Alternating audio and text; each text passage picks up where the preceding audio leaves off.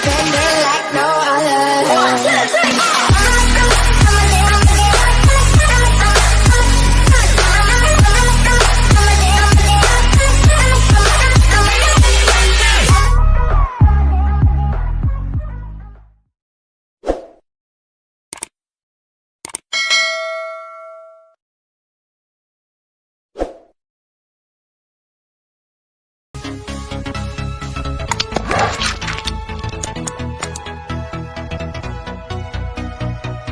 Assalamualaikum warahmatullahi wabarakatuh.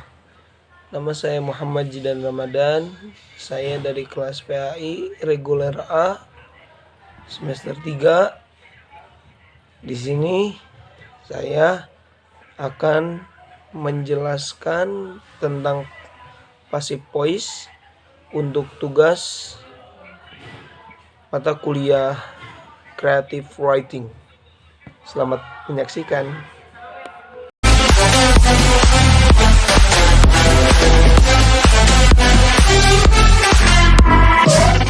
Masuk kepada materi yang akan saya sampaikan, yakni tentang pengertian passive voice.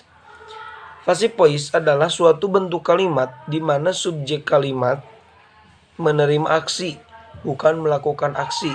Tidak seperti active voice yang fokus terhadap pihak yang melakukan aksi. Nah, di sini ada contoh kalimat aktif dan kalimat pasif. Yang pertama, contoh kalimat aktif. My parents plant some flowers. Pelaku aksi, ya. My parents plant some flowers. Nah, untuk kalimat pasifnya adalah some flowers are planted by my parents. Ya.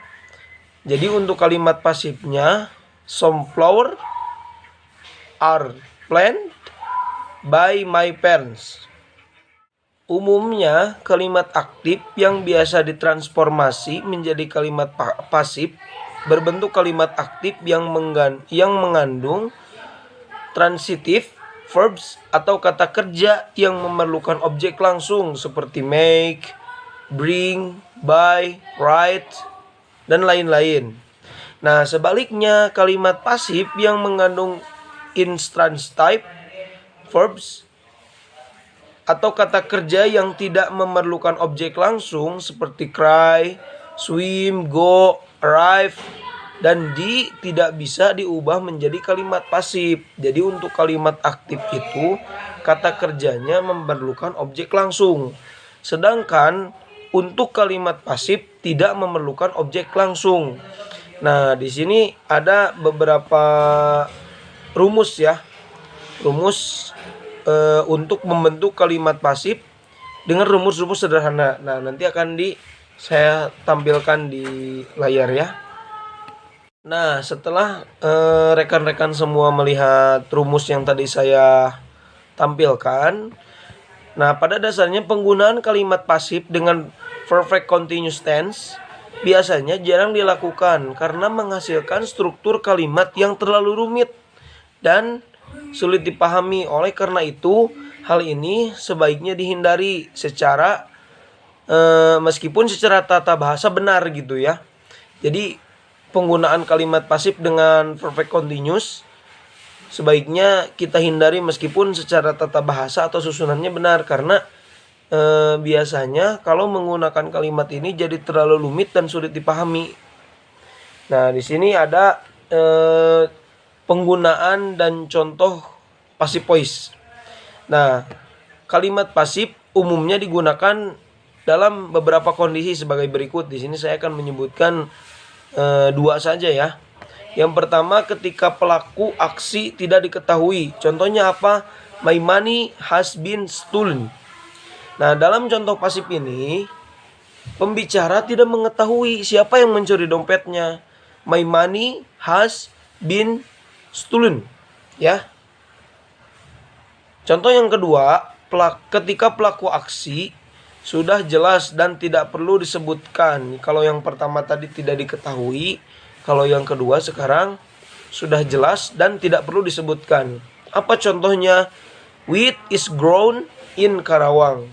Nah, dalam contoh ini sudah sangat jelas bahwa petani adalah pelaku aksi atau orang yang menanam gandum di daerah Karawang tersebut gitu. Ini juga dijelaskan bahwa pelaku aksi passive voice dalam beberapa kondisi penggunaan passive voice by pras gitu ya. Prasa yang menyatakan pelaku aksi. Jadi bisa digunakan atau tidak digunakan juga tidak menjadi apa-apa gitu ya. Tapi biasanya ketika passive voice by pras ini digunakan dalam kondisi-kondisi yang emang sangat penting gitu ya. Contohnya Siti Nurbaya was written by Mala Rosli. Nah, jadi si pelakunya itu disebutkan dalam kondisi tertentu gitu supaya kita tahu maksud dan tujuan pembicara ini gitu ya. Passive voice dengan get. Kata get juga dapat digunakan pada kalimat pasif untuk menggantikan to be seperti am, is, are, dan lain-lain. Biasanya kalimat pasif dengan kata get ini digunakan dalam percakapan informal, sama seperti kita biasa menggunakan to be, I'm, is, are gitu. Bentuk get ini juga harus disesuaikan dengan tense kalimatnya. Jadi passive voice itu ada beberapa rekan mungkin ya, atau kata yang bisa disambungkan dengan penjelasan ini. Nah, di sini salah satunya dengan menggunakan get gitu ya. Menggantikan to be, I seperti I'm, is, are gitu ya. Nah, apa contohnya dan seperti apa? Nah, nanti saya tampilkan ya contoh tabelnya dari mulai tense-nya, rumus passive voice-nya, dan contoh passive voice-nya. Nah, seperti itu ya rekan-rekan. Terima kasih telah menonton video saya. Mudah-mudahan apa yang saya sampaikan, apa yang saya paparkan bisa dipahami oleh rekan-rekan semua. Demikian penjelasan ringkas mengenai passive voice dalam bahasa Inggris. Perlu diingat bahwa kalimat pasif dianggap lebih formal daripada kalimat aktif. Ya, pada dasarnya ilmu apapun yang kita pelajari, kalau misalkan kita tidak bersungguh-sungguh ya percuma gitu. Pada akhirnya ilmu tersebut akan menjadi sia-sia saja gitu dan tidak bernilai karena kita tidak pernah menghargai ilmu tersebut. Ya, sekian dari saya. Terima kasih telah menonton video saya. Salam hormat. Assalamualaikum warahmatullahi wabarakatuh.